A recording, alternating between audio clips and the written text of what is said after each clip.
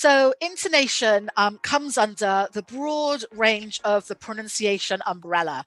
So under the pronunciation umbrella, you've got things like word stress, sentence stress, things like assimilation and elision. But intonation is more about the music of the speech. When English people are speaking, normally you'll be able to hear their voice moving up and down. So the rhythm and the music of the language is what we refer to as intonation. So it's changing the sound of your voice, the pitch of your voice, the volume of your voice, and the movement of your voice, for example.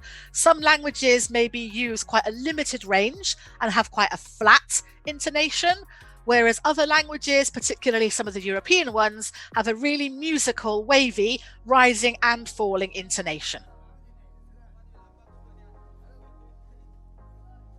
Well, I don't know about you, but I'm constantly being told that listening and pronunciation are two of the top things, that top skills that the students really want to work on improving. And I feel like pronunciation and listening are very closely linked. So I definitely think it's really important for the students.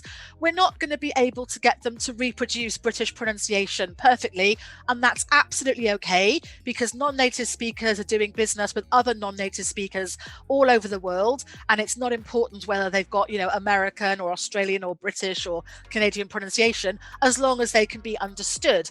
But intonation is part of being understood because we can tell a question is being asked because often the voice will be rising. And we can tell when an answer is confirmed because often the voice will fall.